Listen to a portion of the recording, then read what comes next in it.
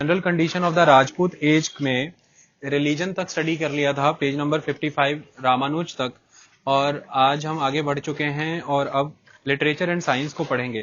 देखिए, ये जो पर्टिकुलर टाइम हुआ करता था, इस टाइम पर हाई लेवल पर टेम्पल आर्किटेक्चर बना, ये आप सभी जानते हैं। फोर्ट्स, पैलेसेस, ये बहुत हाई लेवल पर बने क्योंकि इसकी अपना इम्पैक्ट था, क्योंकि आप ब्लड आयरन पॉलिसी फॉलो कर रहे हैं, गढ़ बना रहे हैं, अपने खेमे आपको मजबूत रखने ही हैं, तो इसलिए हमेशा पहाड़ों पर, अरावली पर्वतों पर, गिरनार की पहाड़ियों पर, चाहे वो बुंदेलखंड का इलाका है, छतरपुर डिस्ट्रिक्ट मध्य प्रदेश का, यहाँ पर आपको माउंटेन बाउंड बहुत स्ट्रांग जो किले आज आप देखने जाते हो ना घूमने, वो इन दौर में शुरू होते हैं। जो टेम्पल्स, जो फोर्ट्स आज आप देखने जाते हो, इस दौर में आपको नजर आते हैं, और वो स्ट्रेटेजिकली लोकेटेड पोजीशंस पर थे। तो इसी तरह से अगर हम लिटरेचर की बात करें तो वो राज दरबार से जुड़ी हुई लिटरेचर होगी कहीं ना कहीं, तो पोएट्री बहुत बढ़ जाएगी। आपको राजा को प्रसन्न करना है तो प्रशस्ति मोड ऑफ राइटिंग आ जाएगा। प्रशस्तियां, आप प्रेज बेसिस राइटिंग कर रहे हैं, पहली बात। दूसरी बात, पोएट्री इसलिए भी बढ़ जाएगी कि राजा का कनेक्शन पोएट्री के थ्रू ही आप एंसेस्ट्रल रूलर्स के साथ कर सकते हैं।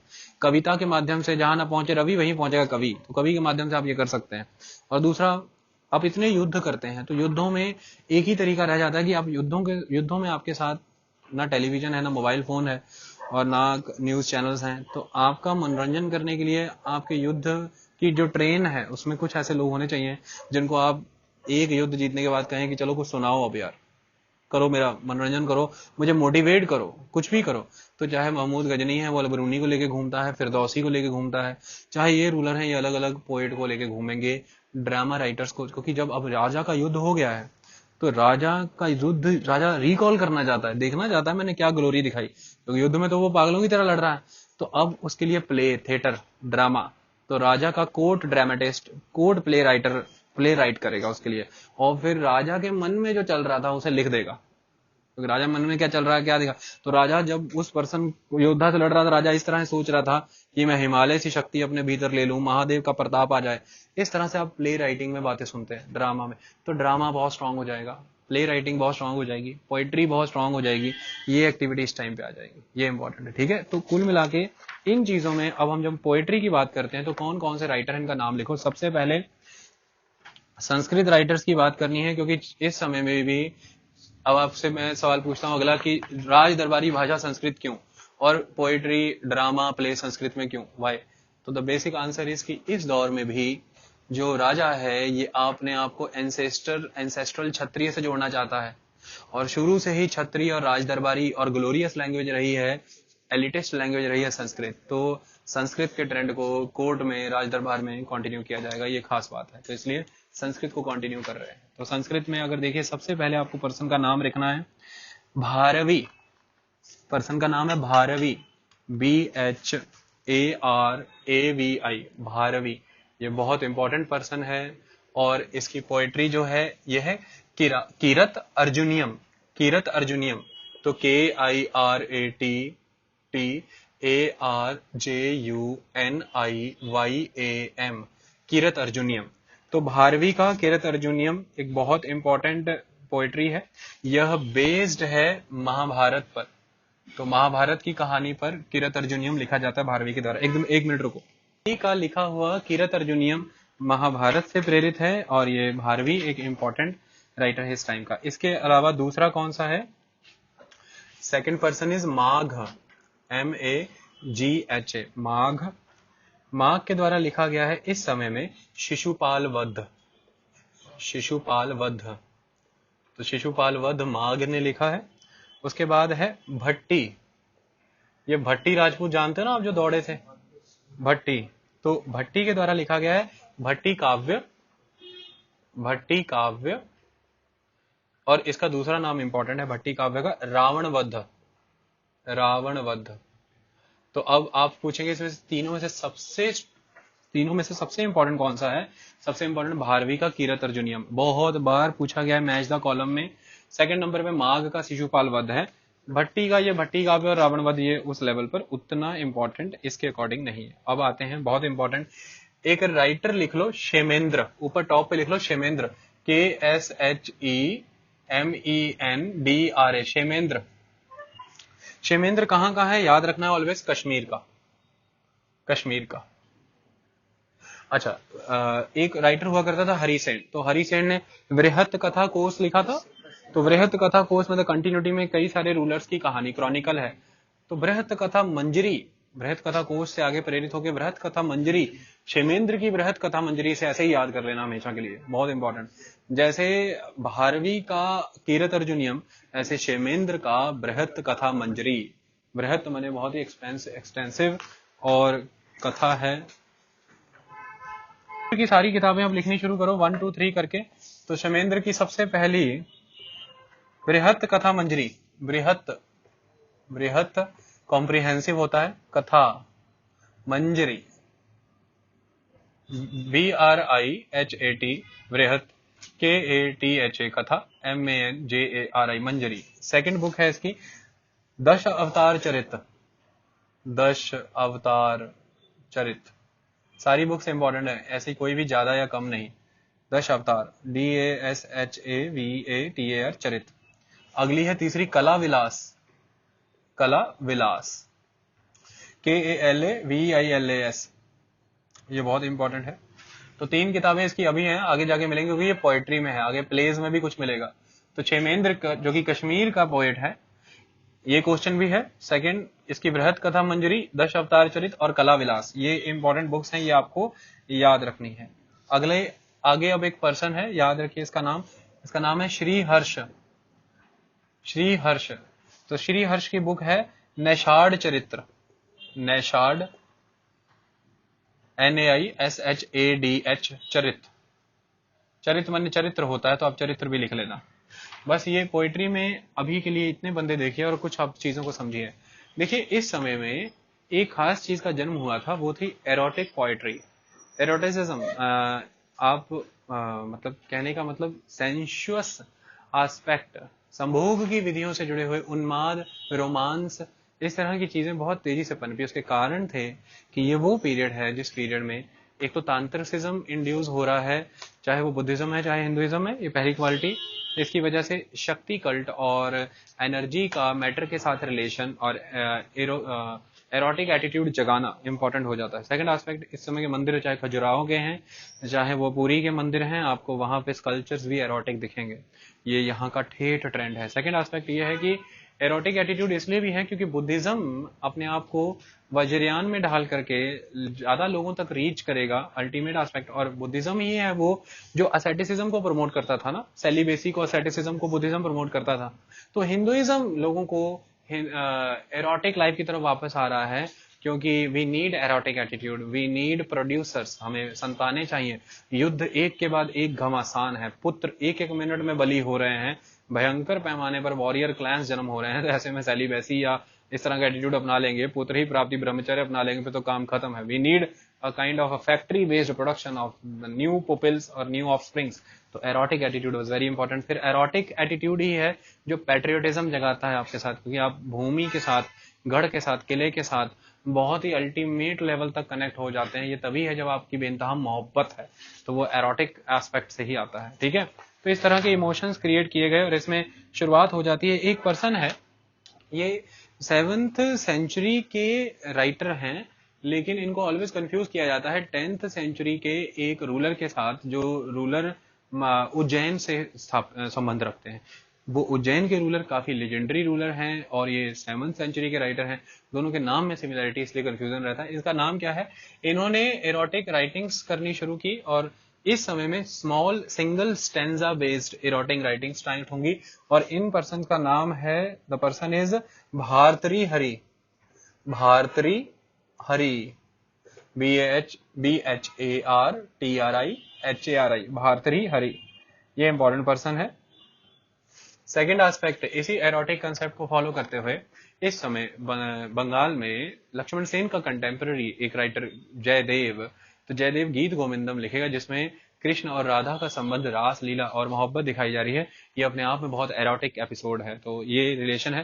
तो आप देखिए कितनी स्ट्रांगली कृष्ण को राधा से जोड़ा गया। इस समय अगर हम कृष्ण के कंसेप्ट को समझे, तो जो आपने पीछे रिलीजन पढ़ा उसमें कृष्ण को बहुत यूनिक वे में दर्शाया जा रहा है। पहला एस्पेक्ट कृष्ण का यहाँ पर क्या है कि कृष्ण को श्याम माने काले रंग से बताया जा रहा है। तो काला रंग वो जो सबको अपनी ओर आकर्षित करता है, सबको अपनी तरफ अट्रैक्ट करता है और अट्रैक्ट करके अपने अंदर ही एब्जॉर्ब कर लेता है। तो ब्लैक कलर की ये खासियत, इसलिए वो ब्लैक होता है। तो कृष्ण है, श्याम है, सबको अपनी तरफ आकर्षित करते हैं और क्या प्रमोट कर रहे हैं कि no war, we don't need war, क्योंकि वैश्य हैं, पेस्टोरलिस्ट, लाइव स्टॉक रियर, यादवा कुल से हैं, तो ग्वाला, तो वो कह रहे हैं कि श्रम करो, चर्निंग ऑफ द मिल्क होना चाहिए, काम होना चाहिए। तो ऐसे में तुम युद्ध नहीं करो, वॉरियर नहीं बनना है, हमें काम करना है। तो इसके लिए फ्लूट बजा रहे हैं, हारमोनी से, तलवार से, अपने वज्र से या किसी भी चीज से नहीं लोगों को बुला रहे, सुदर्शन से, अपनी बांसुरी से लोगों को बुला रहे हैं। और किस वर्ग को अपनी तरफ अट्रैक्ट कर रहे हैं? वो वर्ग जो सबसे ज्यादा डाउन ट्रोडन है, ऑप्रेसिव है, सप्रेसिव है, वुमेन। तो वुमेन को लिबरल कर रहे हैं। तो हारमोनी में ये ताकत है कि वुमेन को लिबरल करता है वो।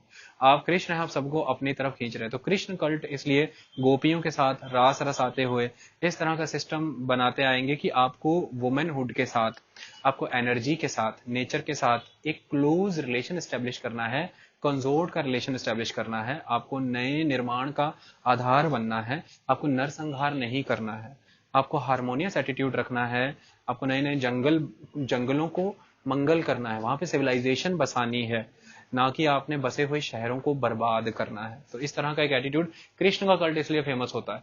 एरोटिक कल्ट के साथ जुड़े हैं, राधा कृष्ण का कंसेप्ट ये बहुत, और दूसरा कृष्ण का कंसेप्ट बहुत स्ट्रांग है क्योंकि अद्वैतवाद की पद्धति है शंकराचार्य की। तो अद्वैतवाद है यहाँ पे कि जो ऑलरेडी वन है वो कभी यूनाइट ही नहीं हो सकते दोबारा by the social customs. So there was divine unity between the Radha and the Krishna. जैसे सागर में बूंद मिल गई तो फिर आप बूंद और सागर को और कैसे मिलाओगे? तो राधा एंड कृष्ण का लव इसलिए दिखाया गया, that was a kind of a jeev want to emerge with a Brahma. तो दोनों एक हैं, इसलिए उनकी कभी सोशल मैरिज नहीं हुई। हम उन्हें सामाजिक तौर पे एक नहीं कर सकते क्योंकि वो डिवाइनली वन है। There was a monism, the concept of Shankaracharya, जो शंकराचार्य ने भी यूज किया, देयर वाज कंप्लीट मोनिज्म, एक एकांतवाद, अद्वैतवाद, जीव ब्रह्म एक है, राधा कृष्ण एक हैं, आप उन्हें दो नहीं करते। आम लोगों को समझाने के लिए जयदेव, ये राधा कृष्ण की कहानी है कि ये समझाया शंकराचार्य, डिफिकल्टी से समझा रहा था, तुम इसको समझो, प्यार से समझो, ये वननेस है।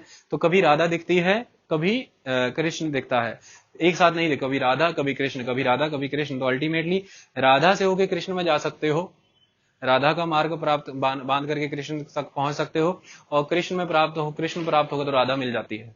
कृष्ण राधा ही है, राधा कृष्ण है। तो कभी राधा कृष्ण को सजाते भी राधा की तरह, फीमेल कैरेक्टर की तरह। तो Radha is the pathway, then you will attain the Krishna, और कृष्ण राधा ही था ultimately, that is the concept. तो दोनों एक में ही लीन है, ये कंसेप्ट फॉलो किया जाता था। आइए समझ में। तो इस समय में भी जयदेव गीत गोविंदम में इन बातों को एम्फेसाइज करता पाया जा रहा है। नेचर ऑलरेडी ऑलमोस्ट चेंज हो गया, सब कुछ एरोटिक हो गया, और रास है, कृष्ण इतना स्ट्रॉन्ग सेवियर है सोसाइटी का। He was hero, but hero without sword, hero with the flute. Look at the hero, there were very unique hero. जब बहुत नरसंहार हो गया 10वीं सदी तक, तो जयदेव देख रहा है, 11वीं सदी का राइटर है, 11वीं 12वीं सदी का, तो कह रहा है दिस इज नॉट करेक्ट। तो there is a hero and without sword. क्योंकि इसके पहले अगर हम देखें तो हरिवंश में जो कृष्ण है, इसकी कहानियां हैं मथुरा से जुड़ी, द्वारका से जुड़ी युद्ध की कहानियां, हीरोइक गॉड है ना, कृष्ण हीरोइक गॉड है। तो अब वो बता रहे हैं कि हीरोइज्म का मतलब ये नहीं कि आप नुकसान करो, हीरोइज्म का मतलब कि आप वृंदावन स्थापित करो, तुलसी का वन, आप मधुवन स्थापित करो, मधु मने the one of the fragrance, तो समाज में खुशबू हो। और जो सबसे दबा हुआ पर्सन है समाज में, वुमेन, वो भी कृष्ण के खड़े होते ही इतनी लिबरल फील करती है कि वो एंजॉय करती है, नृत्य करती है, डांस करती है। और कृष्ण ने एक भी शस्त्र धारण नहीं किया, कृष्ण सिर्फ ऐसा कर पा रहा है with the music, with the work. तो ये सारी बातें, ग्वाला, पेस्टोरलिज्म उस समय में जरूरत थी, कृष्ण जरूरत है, हारमोनी की जरूरत है, वुमेन को लिबरल करना है, वुमेन को नगर से, आपने देखा घरों में बांधी हुई थी औरतें, आपने देखा वुमेन को आउटर कल्चर से एक्सपोज ही नहीं किया जा रहा था, उसे एक्सपोजर नहीं, तो वुमेन को बाहर निकाल रहा है वो, जब वो बांसुरी पे जाता है सब निकल आती हैं।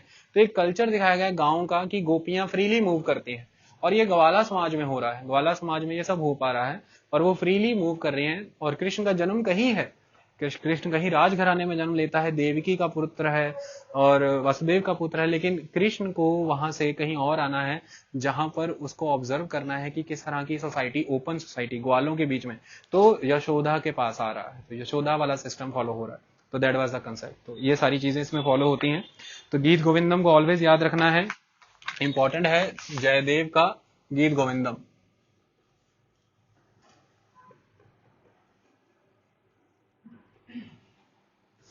इसके बाद आ जाता है इसी समय में एक राइटर है गोवर्धन। गोवर्धन की एक बुक है आर्य सप्तसती। गोवर्धन की आर्य सप्तसती इंपॉर्टेंट बुक है, आर्य सप्त। तो आप इतना पढ़ेंगे, अगर आपको 2 भी आते होंगे तो आप 4 का मैच द कॉलम कर लेंगे, ये इंपॉर्टेंट है।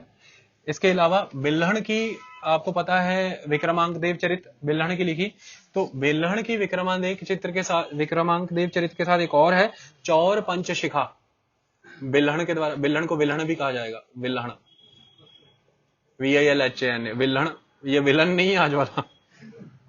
चौर, चौड़ पंच शिखा, CHAUR चौर, PANCH पंच, SHIKH चौर पंच शिखा। ठीक है, आई बात समझ में। तो हमने शुरुआत में पढ़ा पोइट्री, हमने इरोटिक नरेटिव भी देख लिया। अब हम देखते हैं हिस्टोरिकल नरेटिव। ये बहुत इंपॉर्टेंट एस्पेक्ट है। देखिए हिस्टोरिकल नरेटिव इस समय के बहुत यूनिक थे। इस समय के हिस्टोरिकल नरेटिव में एक आपको एक चीज नजर आएगी, deep sense of regional loyalty. अब आप फिर वही मंडल थ्योरी, फिर वही एक रीजन से कनेक्टेड है, तो रीजनलिज्म तो है, और आप अपने रीजन से बहुत मोहब्बत करते हैं तो रीजनल रॉयल्टी बहुत स्ट्रांग हो जाएगी, लॉयल्टी सॉरी। तो रीजनल लॉयलिज्म, रीजनल लॉयल्टी आपको स्ट्रांगली दिखती है, तो हिस्टोरिकल नरेटिव, इतिहास के नरेटिव भी रीजनल रूलर से कनेक्टेड होंगे इस टाइम पे। बहुत सारी ऑटोबायोग्राफीज मिलेंगी इस टाइम पे लोकल रूलर्स की, तो वो बहुत इंपॉर्टेंट है। उनमें से सबसे पहले देखते हैं, देखिए विक्रमांक देव चरित्र लिखा था बिल्हण ने, ये आपको पता है। ये चालुक्य रूलर हुआ करता था विक्रमादित्य से, मैंने आपको विक्रमादित्य 6 पढ़ा दिया। इसके बाद कल्हण की राजरत्नांगनी, ये कश्मीर के राजाओं के बारे में लिखी होती थी।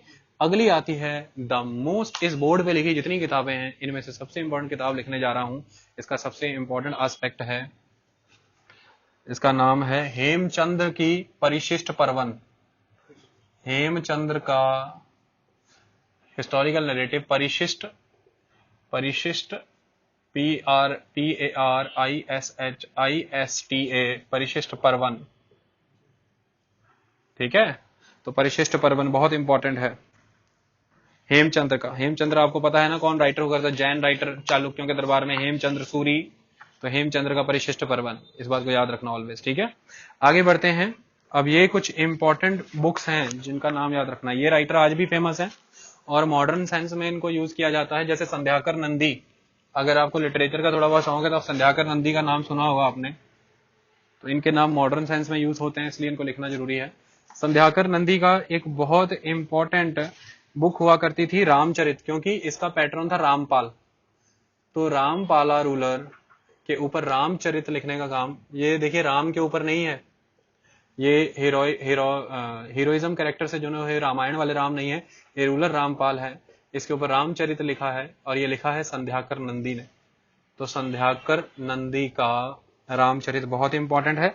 इसके बाद आ जाता है हेमचंद्र का ही एक बहुत इंपॉर्टेंट रीजनल नरेटिव रूलर से कनेक्टेड, दव्यश्रया, DVYSHARYA, दव्यश्रया। इसके बाद बल्लाल आ जाता है, बल्लाल, BALLAL, बल्लाल। और ये भोज रूलर के ऊपर भोज प्रबंधन लिखता है, भोज रूलर के ऊपर भोज प्रबंधन लिखने का काम इसने किया, यह बल्लाल है। आगे चलते हैं। देखिए इस पर्टिकुलर टाइम में प्रोसोडी को बहुत प्रमोट किया गया था। प्रोसोडी क्या रहती है? प्रोसोडी, जैसे प्रोज राइटिंग आप करते हैं तो उसमें टेक्निकल रूल्स फॉलो करना, मतलब टेक्निकलिटीज वर हाईली एम्फसाइज्ड, कि आपको सारे नियम, टेक्निकल रूल्स, रेगुलेशंस, क्योंकि इस समय में ऑर्नेट स्टाइल ऑफ राइटिंग था। ऑर्नेट स्टाइल में आप अलंकरण शैली, सजा धजा करके, ऐसे नहीं सीधा, है ना, मतलब कि हिमालय पर्वत की भुजाओं सा दम रखने वाले, गंगा की शीतलता प्राप्त होकर के सोम रस का पान करने वाले इन महादेव को मैं नमन करता हूं, इस तरह से ये अलंकरण शैली है। ऑर्नेट स्टाइल मतलब जो लास्ट में बात जो कहनी है उसके पैसे माहौल ही ये बन जाता है कि बंदा पहले ही गदगद हो जाता है, लास्ट में वो बात समझ में आती है। ऐसी शैली यूज की जाती थी, क्योंकि सुनाने हैं ना, फिर ही तो उनको फीलिंग आएगी ना।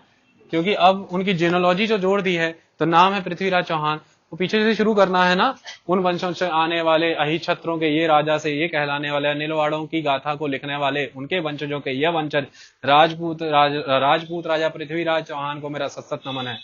फिर जनता माँ अच्छा कहती ये तो उधर से आया है। तो अब ब्राह्मणों ने जीनोलॉजी तो ट्रेस कर दी, लेकिन लोगों में ढिंडोरा पीटने के लिए पोएट तो चाहिए। तो हर बात पे पोएट, जैसे फॉरेन राजा आके बैठे दरबार में, उनको खुद ही है कि मतलब चलो ठीक है राजा है कौन ये राजा, तो उसमें मिलने आ रहा है कोई भी सामने से, तो कोर्टिजन जो है, जो एस्कॉर्ट करता है, वो सिखाता है बेटा ये लाइनें वहां जाके बकनी है पहले तुमको, फिर राजा को नमन करना है, तो नमन से पहले ये भाषण चालू, और इस समय साथ वाले सुन के करे अच्छा IAS PCS foreign officer IRS since 1992 then youngest MLA then MP then prime minister of the, oh okay, फिर यही कहते बल्ले बल्ले बंदा बढ़िया डीएस थी, यही होता है बस। ठीक है, तो इस तरह का ट्रेंड फॉलो हुआ करता था। तो इनके नाम हम लिखने जरूरी हैं, जो सारी तरह की टेक्निकलिटीज हर चीज कॉम्पोजिशन में प्रोवाइड कर रहे हैं, ये एक इंपॉर्टेंट पर्सन है। देखिए इस समय में एक पर्सन होते थे आचार्य भामा, आचार्य भामा, BHAMAYA या BHAMAHA, भामहा या भामया या भामयत्ता, BHAMATTA भामत्ता। तो भामया भामहा भामता जो भी है, इन्होंने इस समय काव्य अलंकरण लिखा था। काव्य अलंकरण, कविता को सजाने के लिए काव्य अलंकरण लिखा गया इनके द्वारा। आगे चलते हैं, इसका बंदे का नाम ब्रैकेट में कवर करके लिखना, जिसका नाम मैं लेने जा रहा हूं। बंदे का नाम है रुद्रत, रुद्रता, RUDRATE, रुद्रता। इसने लिखा है काव्य मीमांसा। आपसे कोई भी पूछे काव्य मीमांसा किसका है, रुद्रत का।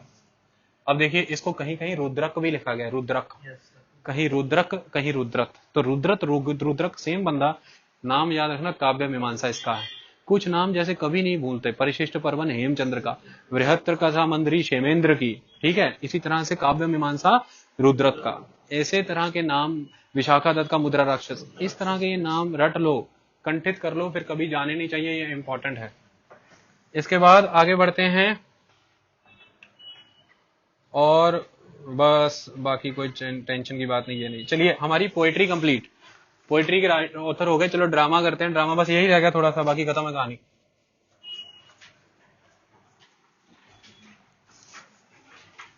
अब ड्रामा लिखेंगे, ड्रामा के अंदर हेडिंग, ड्रामा के अंदर लिखना शुरू करो बंदे। चलो स्टार्ट करते हैं। देखिए किसी तरह से ड्रामा अपनी साख यहाँ बचाया हुआ था, और आपको पता है ड्रामा इंपॉर्टेंट भी हुआ करता है इस पर्टिकुलर दौर में, प्लेज इंपॉर्टेंट हुआ करते थे, ड्रामा इंपॉर्टेंट हुआ करते थे। और ड्रामा में स्टार्टिंग होती है भवभूति से। बंदे का नाम है भवभूति, भवभूति, BHAV और BHAVA BHUTI, भवभूति, जैसा सही लगता है लिख लो। बहुत इंपॉर्टेंट भैया, 3 ड्रामे इसके कभी मत भूलना। भवभूति का पहला ड्रामा मालती माधव, ये तो भूलना ही मत, मालती माधव, मालती माधव। इसका दूसरा ड्रामा बहुत इंपॉर्टेंट, महावीर चरित।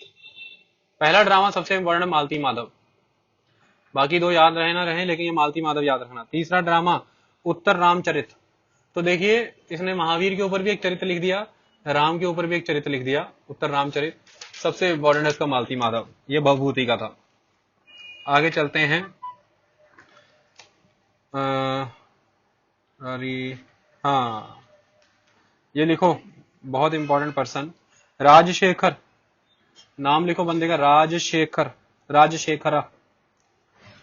राजशेखर के सब, इसमें सीरीज सीक्वेंस कुछ और दिया, मैं वो लिखा रहा हूं जो सबसे इंपॉर्टेंट है। राजशेखर का ड्रामा कर्पूर मंजरी, कर्पूर मंजरी, कर्पूर मंजरी राजशेखर का, बहुत इंपॉर्टेंट। दूसरा विद्याशल भंजिका, विद्याशल SHALA भंजिका।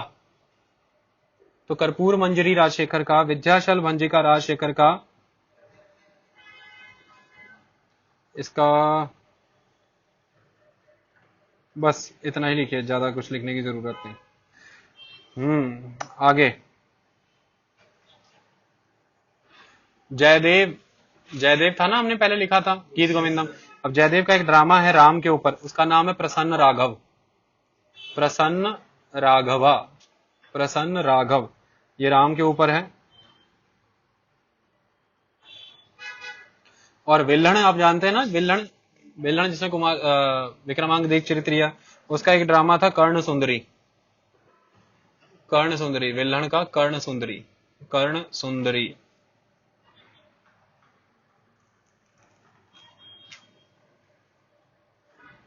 इस समय में एक खास चीज डेवलप हुई थी, प्रोज और पोएट्री एक साथ जुड़े थे, और ये जो नई लिखने की शैली थी इसको कहा जाता था चंपू, चंपू शैली, चंपू पोएट्री।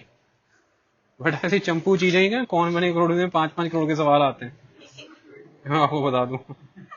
तो अलग अलग चीजें हैं इसमें, हैं प्रोज एंड पोएट्री का मिक्सचर था। आगे चलते हैं, शॉर्ट स्टोरीज। इस समय में जो पंचतंत्र हुआ करता था ना, पंचतंत्र से आपने, पंचतंत्र तो बहुत सारी स्टोरीज का मिक्सचर है, आपने उसमें से एक एक स्टोरी लिख के उसे लिखना शुरू किया और तैयार करना शुरू किया। इसमें से सबसे इंपॉर्टेंट है पंचतंत्र की वो स्टोरी जो बंगाल के वर्जन में ऑब्जर्व होती है, इन्हें कहते हैं हितोपदेश। हितोपदेश आपने पढ़ा था ना, यूरोपियंस ने एशियाटिक सोसाइटी ऑफ बंगाल बना के हितोपदेश को कन्वर्ट किया, तो ये पंचतंत्र से आता है, याद रखना।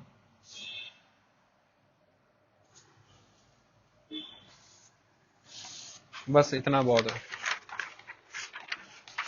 आगे है वर्नैकुलर लैंग्वेजेस। तो वर्नैकुलर लैंग्वेजेस की अगर हम बात करें तो पाली भाषा का समापन अपने अंत छोड़ पे था। ये बुद्धों के द्वारा इस्तेमाल की जाने वाली भाषा थी अपने ग्रंथों में, कहीं ना कहीं सिर्फ नालंदा और विक्रमशिला में ही थोड़ी बहुत बची थी, अदरवाइज पाली लैंग्वेज का पत्ता साफ हुआ था, यही इसमें लिखा था। और वो इंपॉर्टेंट पर्सन मैंने आपको सारे बता दिए हैं, संत रक्षिता, दीपांकर, अतीशा, वो सबके इसमें नाम है और कुछ नहीं। प्राकृत भाषा की बात करें तो प्राकृत भाषा भी अपने डाउनफॉल की तरफ थी। प्राकृत भाषा से अपभ्रंश जन्म ले गई थी, अपभ्रंश जो कि जहां से वर्नैकुलर लैंग्वेजेस क्रिएट होंगे।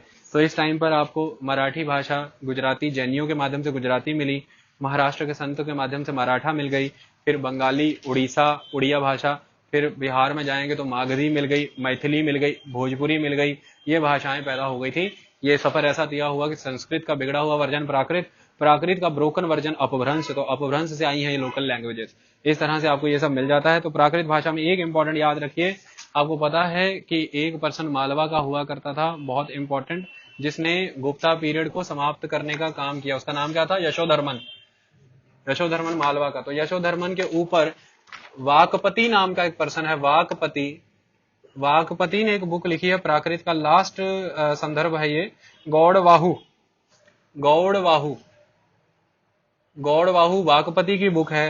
ये प्राकृत भाषा का लास्ट नमूना बचता है देश में। That was the aspect. Okay,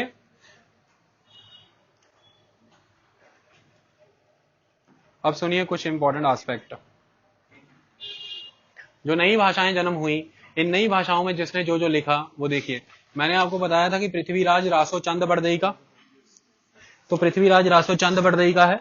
Prithviraj विजय किसका है? जयनक का। लिखो, जयनक का पृथ्वीराज विजय है। वर्नैकुलर पृथ्वीराज चंद बड़दई लिखे नहीं, हिंदी भाषा था कवि, हिंदी वर्नैकुलर ही सी। पृथ्वीराज विजय ये जयनक का, JAYANA के, और पृथ्वीराज रासो तो चंद बड़दई का। ठीक है, अब याद रखिए, अभी मैं जब आपको इस बुक से तुर्कों के आक्रमण पढ़ाऊंगा ना, उसमें महमूद गजनवी के बाद एक तुर्क जर्नैल नजर आएगा, हमीरे के बहुत आक्रमण भारत में होंगे, गढ़वाल भी उन्हें उड़ाएंगे और चौहान भी उन्हें रोकेंगे। तो हमीर को मारना, हमीर मर्दन, ये बुक इंपॉर्टेंट है। तो अगली बुक का नाम लिखिए, हमीर मर्दन बुक लिखी है जयसिम्हा सूरी ने, और हमीर महाकाव्य लिखा है जयचंद सूरी ने। देखिए नाम सेम सेम है, दोनों सूरी। हमीर मर्दन बुक लिखी है जयसिम्हा सूरी ने, और हमीर महाकाव्य लिखा है जयचंद सूरी ने। जयचंद सूरी, जयसिम्हा सूरी, आई बात समझ में? हमीर महाकाव्य जयचंद सूरी ने, और हमीर मर्दन जयसिम्हा सूरी ने लिखा है। ये एंड तक खत्म हो गया है हमारा सारा general condition of the Rajput, पूरा हो गया है। देखिए मनप्रीत, अगर आप वर्ल्ड का मैप देखते हैं तो हम इंडिया से स्टार्ट करते हैं। आप इंडिया से ऊपर जाएंगे तो हमारा बॉर्डर टच होता है अफगानिस्तान के साथ, 8 किलोमीटर का। अफगानिस्तान से थोड़ा सा जस्ट ऊपर निकलिए तो आप तजाकिस्तान से टच करते हैं, तजाकिस्तान। उससे हल्का सा ऊपर किर्गिस्तान, उसके ऊपर कजाकिस्तान। तो हम इंडिया से ऊपर की तरफ चले गए, India, Afghanistan, Tajikistan, Kyrgyzstan, Kazakhstan. अब हम कजाकिस्तान से नीचे आएंगे, कजाकिस्तान के वेस्ट से होके। तो कजाकिस्तान से नीचे आइए, आपको मिल जाएगा वहां पर तुर्कमेनिस्तान, उज्बेकिस्तान। ठीक है, ये हो गई countries, Tajikistan, Kyrgyzstan, Kazakhstan, Turkmenistan, Uzbekistan. ये देश जो हैं इनको हम कहते हैं सेंट्रल एशिया, मध्य एशिया। अब एक समय में इसी में आप तो आज के ईरान की बात कर रहे हैं ना, ये ईरान तो बना है आकर के कहीं 20th सेंचुरी के रेवोल्यूशन से। हम इसके पहले की बात करें तो ईरान का भी नॉर्थ ईस्टर्न हिस्सा सेंट्रल एशिया का पार्ट बनता था। तभी आप देखिए, जब आप आर्यंस के बारे में पढ़ रहे हैं या किसी भी और ट्राइब के बारे में पढ़ रहे हैं, तो आप ये पढ़ रहे हैं कि वाया ईरान वो आ रहे हैं, और कहीं पे लिखा है कि वाया मध्य Asia, central Asian tribes India आ रही हैं। तो पर्शिया जिसे आप कहते हैं ईरान, ये पर्शिया मेनली उस टाइम पर, इसमें काफी बड़ा region coastal area of the Iran जो गल्फ ऑफ पर्शिया से टच होता है, जिसमें हॉर्मूज का इलाका आता है, और upper desert region and some mountain regions. इसके ऊपर जो नॉर्थ ईस्टर्न इलाका हुआ करता था, ये सेंट्रल एशिया का पार्ट होता था। आज हम इसे एग्जैक्ट अगर कंट्रीज वाइज देखें तो इसमें वही कंट्रीज आती हैं जो तान वाली हैं। कोई कंट्रीज, कोई मैप इसे अफगानिस्तान को इसमें ऐड करते हैं, कोई नहीं करते। इन ये समझ आ गए? अब ध्यान से समझिए, यहाँ पर बहुत ही एक्सटेंसिव ग्रासलैंड्स पाए जाते हैं जो इस पूरे लैटिट्यूड पे पाए जाते हैं, यूरोप से लेकर के चाइना के मंगोलिया। यूरोप से लेकर मंगोलिया तक ये एक बेल्ट है बहुत एग्जॉस्टिव, एक्सटेंसिव, जिसमें आपको स्टेपे ग्रासलैंड्स मिलते हैं। ये कोल्ड रीजन के ग्रासलैंड्स हैं, और इनका जो फाइबर होता है उसमें ऑर्गेनिक कंटेंट काफी हाई होता है, तो पशु इसे खा सकते हैं। इसी की वजह से यहाँ पर शुरू से ही आपको पेस्टोरलिस्ट कम्युनिटीज दिखती हैं जो कैटल रियरिंग का काम करती हैं। अब कैटल में कुछ भी है, आप पहले या तो कैटल रियर कर सकते हैं, या आप एनिमल हस्बेंड्री में हॉर्सेज रियर कर सकते हैं। तो मोस्ट ऑफ द टाइम दो चीजें हुआ करती थी इस पर्टिकुलर एरिया में, शीप्स हैं, गोट्स हैं, कैटल्स हैं, और उसके साथ आ जाते हैं हॉर्सेस। अब इनको लाइव स्टॉक रियरिंग के तौर पे काउंट करके चलते थे। इनके इस कैरेक्टर की वजह से नए नए जो ग्रुप्स यहाँ पर ऑब्जर्व हुए, उन्होंने खुद की ऑक्यूपेशन का सोर्स पेस्टोरलिज्म को बनाया। तो वो कोई भी किंगडम एस्टेब्लिश हुई हो, लेकिन आपको पता है एक समय से ज्यादा एक रीजन में आपके पशु नहीं चर सकते, क्योंकि ग्रेजिंग ग्राउंड खत्म हो जाएंगे, आपको दूसरी जगह की तरफ मूव करना है। तो ये ऑलवेज वॉन्डरर की तरह घूमते रहते थे, इनके ऊपर कोई रूल रेगुलेशन लागू नहीं होता था, ये किसी बाउंड्री की सीमाओं से तय होके रुकते नहीं थे। और राजा महाराजा और जो उस समय किंगडम्स थे वो भी इन्हें एक मूवमेंट प्रोवाइड कर देते थे, क्योंकि इनसे बैर लेना मुमकिन नहीं होता था, क्योंकि ये बॉर्डर एरिया में ट्रैवर्स किया करते थे, और बॉर्डर ऑलवेज काफी टर्बुलेंस रहते हैं हर किंगडम के। सेकेंड एस्पेक्ट, अपनी इसी पेस्टोरलिस्ट एटीट्यूड की वजह से ये शुरू से ही वॉरियर काफी अच्छे होते थे, क्योंकि कैटल के साथ काफी फ्रेंडली थे, और उसके बाद हॉर्सेस जब आते हैं तो हॉर्सेस काफी इंपॉर्टेंट है। तो जो इनके पास प्रोडक्ट्स होते हैं वो चाहिए होते थे सिविलाइज्ड लोगों को, जो एग्रीकल्चरल कम्युनिटी हैं, जो सिविलाइज्ड वे में जी रहे हैं। प्लस ये एक जगह से दूसरी जगह जाते थे, तो ये व्यापार का भी एक तरीका था, यानी कि ये एक जगह से दूसरी जगह सामान सप्लाई करते थे। हथियारों के मेन सप्लायर यही हुआ करते थे। और तीसरा, जब घोड़े आ जाते हैं तो घुड़सवारी में काफी माहिर हैं, तो इनकी विसिनिटी में आने वाली जितनी भी किंगडम्स हैं वो ऑलवेज इनसे मर्सनरी सर्विसेज लिया करते हैं। समय पड़ने पर इनसे योद्धा लिया करते थे जो घुड़सवार के तौर पर युद्ध लड़ सकें। इन सारे एटीट्यूड की वजह से ऑलवेज इनके अंदर एक बैटल का कंसेप्ट रहा, वॉरियर के तौर पे रहे, और इनको भेद था किंगडम्स का। इन्हें पता था कि किस में कितनी स्ट्रेंथ है, किस तरह की वार प्रैक्टिसेस है उनकी, और इन्हें वीक कैसे किया जा सकता है। ये एक इनका सिस्टम। अब समझाते हैं इनमें दिक्कतें क्या आती हैं। जब भी आपके बीच में एक डिफाइंड या डिमार्केटेड बाउंड्रीज ना हो, और आपके बॉर्डर्स, आपके फ्रंटियर्स काफी वॉलेटाइल हो, मतलब आप 10 क्लैन हैं, 10 ग्रुप्स हैं पेस्टोरलिस्टों के, और आप हर किसी ने अपनी अपनी बाउंड्री तय किया कि इसी रीजन में हमारे पशु चरेंगे। लेकिन ऐसे में आपके वो बाउंड्रीज जो हैं वो दे आर काफी volatile, they are called, we can not say they are boundary, they are frontiers. ये कभी भी आगे पीछे मूव होते रहते हैं, एक जगह पे सेटल नहीं है। तो इनमें आपसी कन्फ्लिक्ट बहुत हुआ करते थे। ये जितनी भी ट्राइब हैं, जितने भी पेस्टोरलिस्ट ग्रुप हैं, इनमें आपसी कन्फ्लिक्ट बहुत होते थे ग्रेजिंग लैंड को लेके। एक दूसरे के एनिमल्स पे रेड मारा करते थे। जो व्यापार उस समय में इस पर्टिकुलर एरिया से होता था, सिल्क रोड या अदर एरियाज के थ्रू, उसमें ये उपद्रव मचाते थे ताकि व्यापारी इनको टोल पर प्रोवाइड करें उनकी सेफ्टी के लिए। तो उस रोड पे कंट्रोल करने को लेकर के, कारवां के तौर पर, बिजनेस के कैरियर के तौर पर, बिजनेस एक जगह से दूसरी जगह बढ़ाने के लिए, उस बिजनेस को होल्ड करने के लिए, इन सारी चीजों के लिए इनके आपस में काफी सारे कन्फ्लिक्ट होते थे। ये कन्फ्लिक्ट बहुत एक्सट्रीम हो जाते थे जब भी कभी ड्रॉट की सिचुएशन आ जाती थी, सूखा पड़ जाता था, और जब ग्रासलैंड्स ऑब्जर्व नहीं हो पाते थे, जब ग्रासेस नहीं आती थी।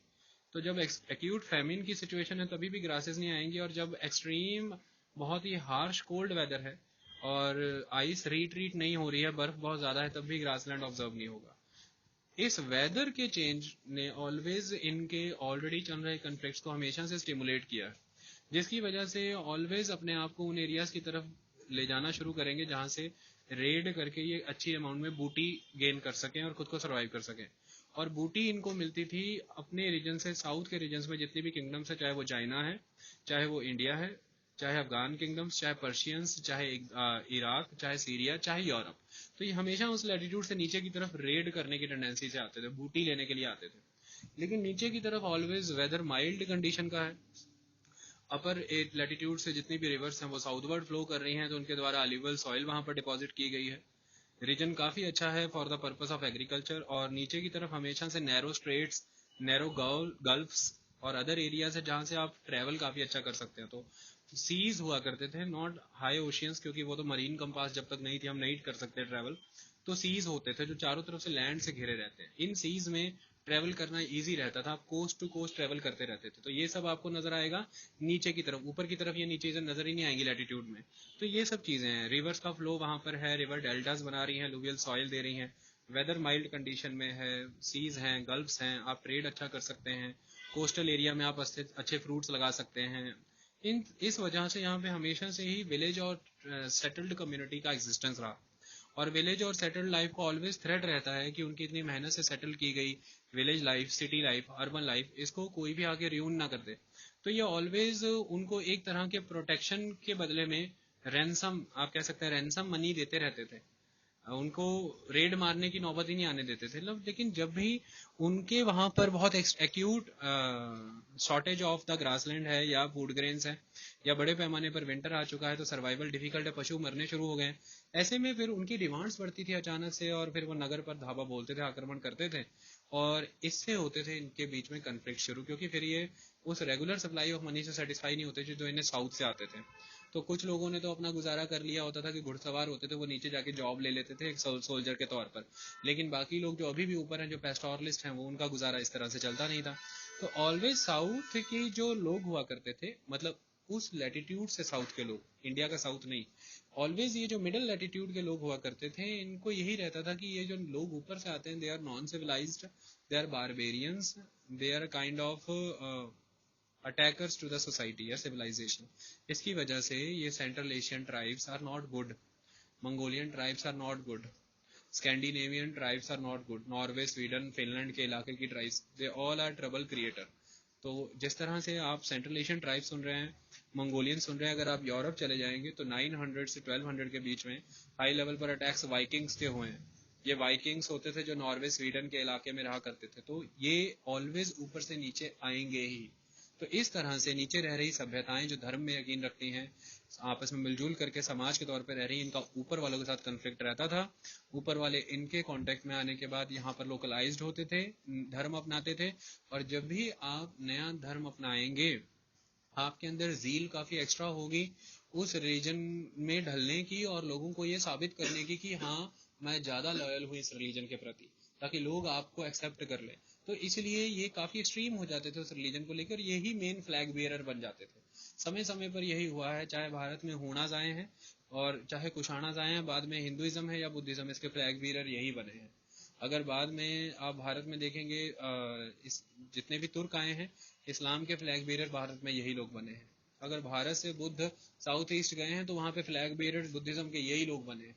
जब भी एक जगह से दूसरी जगह जाकर के हम एक नया धर्म अपनाते हैं, तो हमारे अंदर जील होती है कि वहां के समाज को हम ये साबित कर पाए कि हम इस धर्म के बहुत बड़े पोषक या रक्षक हैं, पहला थॉट। और दूसरा थॉट ये होता है कि हम अपने पुराने स्ट्रक्चर से निकल के नए स्ट्रक्चर में आए ही इसलिए क्योंकि हमें उसमें ज्यादा फेथ नजर आया, उसने हमें अट्रैक्ट किया। तो हम इस फीलिंग के साथ ओतप्रोत होते हैं और ज्यादा अग्रेसिव होते हैं। तो इसलिए नॉर्थ से समय समय पर सेंट्रल एशियन ट्राइब्स आती रही, और वो साउथ में आकर के ट्रबल क्रिएट करती रही। चाहे वो किसी जमाने में ग्रीक एम्पायर होता था, फिर उसके बाद चाहे रोमन एम्पायर था, फिर उसके बाद चाहे अरेबियन एम्पायर था, फिर अरबों के ऊपर धीरे धीरे आक्रमण होगा तुर्कों का, और फिर तुर्कों का यहाँ पर धीरे धीरे पर्शियन एम्पायर, तुर्किश एम्पायर, तुर्कों की एक ब्रांच इंडिपेंडेंटली तुर्की में जाके रूल करेगी, ओटोमन एम्पायर, और एक तुर्कों की ब्रांच भारत आ जाएगी, वो भारत में रूल करते रहेंगे। इस तरह से सिस्टम चलता था। तो सेंट्रल एशियन ट्राइब्स, उनका कोई रिलीजन नहीं होता था, ये नेचर की फोर्स को मानते थे, एनिमिज्म को मानते थे। और जब नॉर्थ में बुद्धिज्म फैल गया तो ये बुद्धिज्म को फॉलो किया करते थे, या फिर चाइना के कोई भी फॉरेस्ट या ट्राइबल रिलीजन्स हैं, शमनिक प्रैक्टिसेस हैं, इस तरह की चीजें उनको फॉलो किया करते थे। ये सिविलाइज्ड और रिलीजियस होते थे दक्षिण आने के बाद। ठीक है, स्टॉप। और कोई? ਸੈਲਜੁਕ ਤੁਰਕ ਸੀ ਉਹ ਵੀ ਸੈਂਟਰਲ ਏਸ਼ੀਆ ਤੋਂ ਹੀ ਆਏ ਸੀ, ਜੋ ਆਪਾਂ ਦਾ India and the world chapter ਦੇ ਵਿੱਚ ਡਿਸਕਸ ਕੀਤਾ ਸੀ। देखिए, अब ध्यान से समझिएगा, मुद्दे की बात है, ये जो रीजन है, इस सारे रीजन को आप कहते हैं तुर्काना इलाका। तो तुर्काना कह लीजिए, तुर्किस्तान कह लीजिए, कुछ भी कह लीजिए, आपके ऊपर है। ये सारे एक तरह से कॉमन ब्रदर हैं, शरीका है सारा। कोई कजाकी है, कोई किर्गिज हैं, कोई उज्बेकी है, कोई तुर्कमेनिस्तान के तुर्किश हैं। ये सारे one and the same thing है, शरीका है पूरा का पूरा, एक कुनबा है इनका अपना। अब अल्टीमेटली जैसे आप गांव में रहते थे तो गांव में सभी सरदार होंगे, सभी सेम कास्ट के होंगे, लेकिन उनकी अलग अलग अल पड़ी होती थी, अल्लें पड़ती थी ना, कोई कोई नवे हैं, कोई पुराने हैं, कोई ऊंचे हैं, कोई नीवे हैं, कोई चबारे हैं, कोई डेरे हैं, ऐसे करके। तो इसी तरह से अब जब ये आ रहे हैं तो इनके अपने क्लैन हैं, तुर्क हैं, लेकिन तुर्कों के अपने अपने अलग अलग क्लैन। जैसे भारत में राजपूत, तो राजपूतों के कितने क्लैन बने, देखिए, चाहमान बने, है ना, परमार बने, चालुक्य बने, तोमर बने, तो इनके भी अपने क्लैन हैं सारे राजपूत। उनमें से एक क्लैन जैसे ममलूक है ना, उनमें से एक क्लैन ओटोमन है, एक क्लैन सेल्जुक है। तो ये सारे क्लैन हैं तुर्क ही है। ये वही तुर्क जिनको 8th 9th सेंचुरी में भारत वेस्ट एशिया में सऊदी अरेबिया से शुरू हुए जो अरबिक किंगडम हैं, जिसके खलीफे हैं, आगे पैगंबर मोहम्मद के बाद खलीफे हैं जो साम्राज्य को आगे बढ़ा रहे, तो यही खलीफों ने जब युद्ध की क्षमता देखते हुए इन तुर्कों को अपनी सेनाओं में रिक्रूट किया है, धीरे धीरे ये इंडिपेंडेंट हुए हैं, स्ट्रांग हुए हैं। तो जिसमें से एक ब्रांच है, जैसे समानिद किंगडम बना था, ये बनाया है अल्पतेगिन, है ना, तो अल्पतेगिन है, और अल्पतेगिन के बाद सुबक्तगिन, है ना, सुबुक्तगिन, तो इसको कंबाइंडली कहते हैं सुबक्तगिन। तो सुबक्तगिन का आगे बेटा महमूद ऑफ गजनी। तो ये एक सम्मानित अंपायर बन गए, ये भी तुर्क हैं, इन्हीं से फाइट करेंगे। एक ब्रांच, अब जैसे हम सब दौड़ रहे हैं, तो हमारे सामने बहुत बड़ी मंडी है अनाज की, और उसमें 10 ढेर लगे अनाज के, तो हम सब एक एक ही साथ उस मंडी के गेट में एंटर होंगे, लेकिन उसके बाद हम 100 लोग हैं तो 10 लोगों का एक झुंड एक ढेरी की तरफ चला जाएगा, 10 लोगों का एक झुंड दूसरी ढेरी की चला जाएगा, तीसरी ढेरी की तरफ चला जाएगा। सभी एक ढेर पे नहीं जाके जुड़ेंगे, उनको दिखा, अरे वहां भी तो है, चलो उधर से लूट लेते हैं।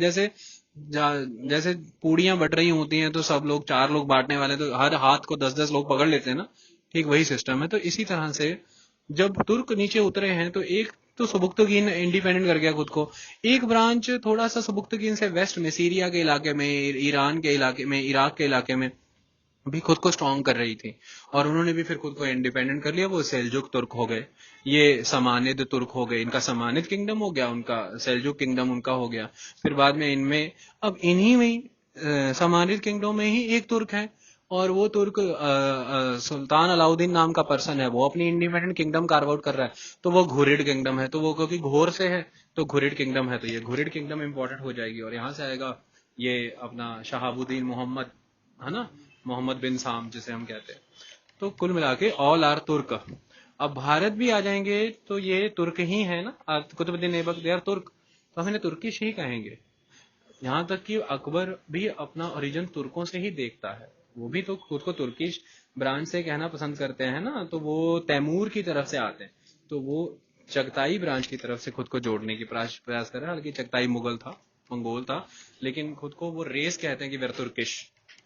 ठीक है, हाँ जी। देखिए, जब हम इतिहास को पढ़ते हैं, एक बात का ध्यान रखना है, कभी भी इतिहास में हर काम नियम या कानून बना के नहीं किया जाता, ऐसे लॉज नहीं पास किए जाते हैं कि आप ऐसा नहीं करेंगे या आप ऐसा करेंगे।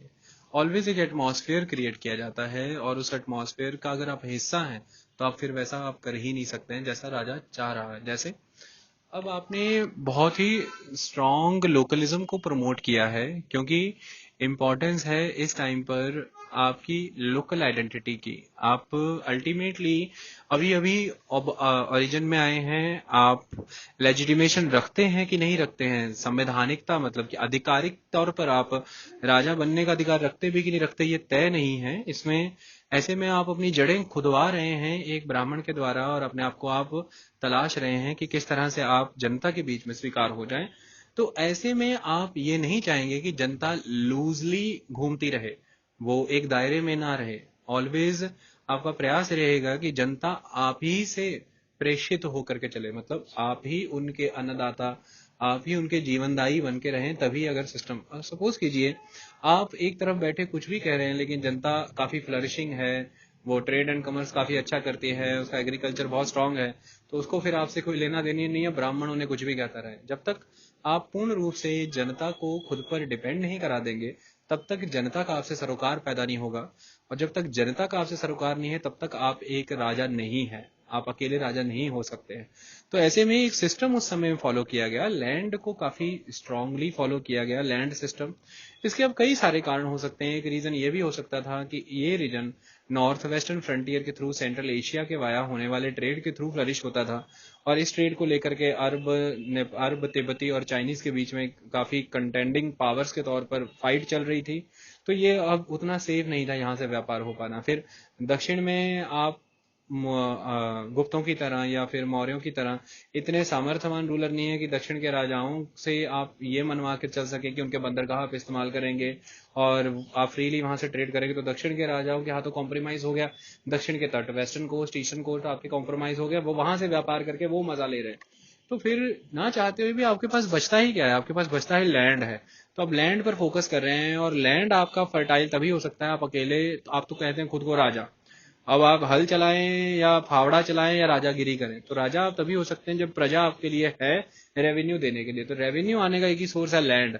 तो लैंड पे काम करने के लिए लैंड से अटैच करना होगा लोगों को, ये एक इंपॉर्टेंट बात है, और वो तब तक नहीं हो सकता जब तक हम उनकी फ्री विल को कंटेन नहीं कर लेते।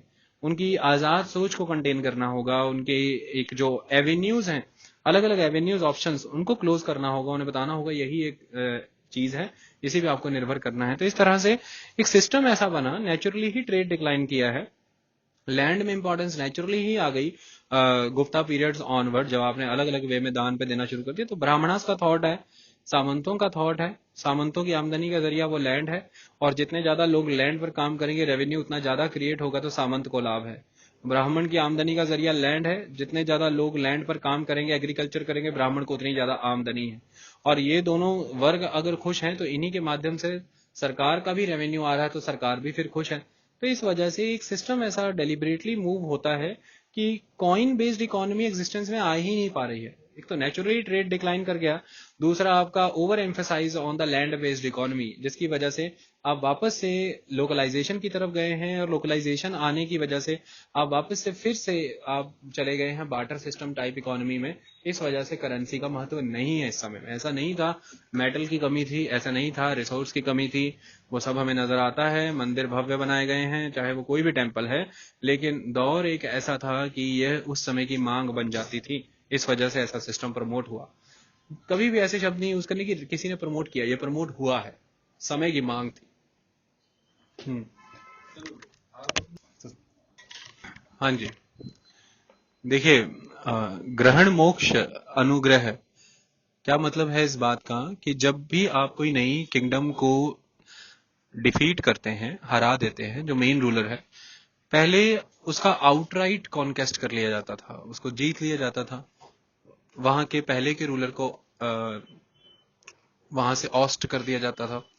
लेकिन अभी आप जब भी उस किंगडम का कंजम्पशन करते हैं, ग्रहण करते हैं, अल्टीमेट एस्पेक्ट है, तो आपको उस रूलर को अपने प्रति कृतज्ञ बनाना है, अनुग्रहित, अपने प्रति कृतज्ञ बनाना है।